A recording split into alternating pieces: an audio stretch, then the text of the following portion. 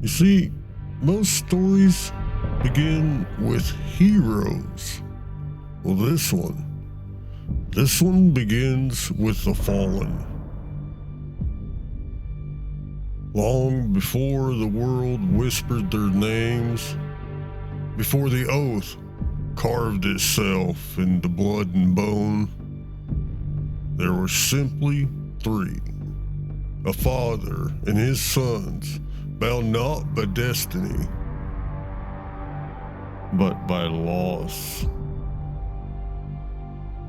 The world had already broken, cities silent, roads empty, hope scattered like ash in the wind.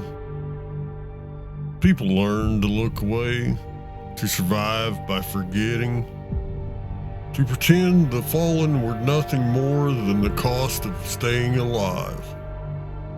But even in the ruins, some still believed the fallen deserved guardians. That belief came from a mother's voice, soft, steady, unshaken, teaching her family that strength meant nothing if it was not used to lift others. She carried no weapons, wore no armor, yet her words struck deeper than steel.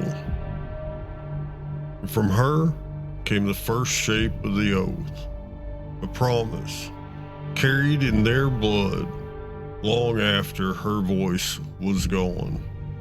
They were not lines recited in ceremony.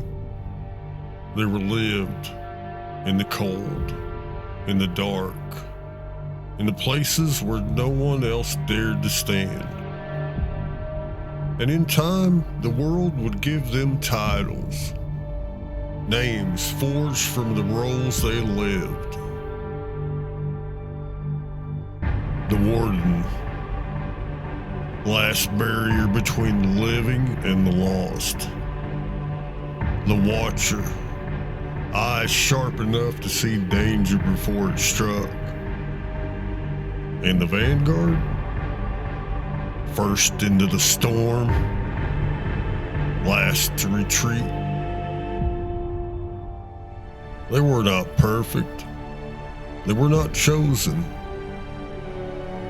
They were simply willing to carry the burden, willing to face the dark, willing to stand for those who could not stand for themselves.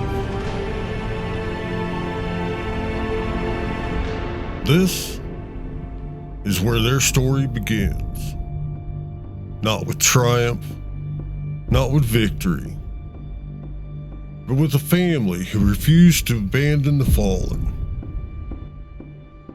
Remember their titles.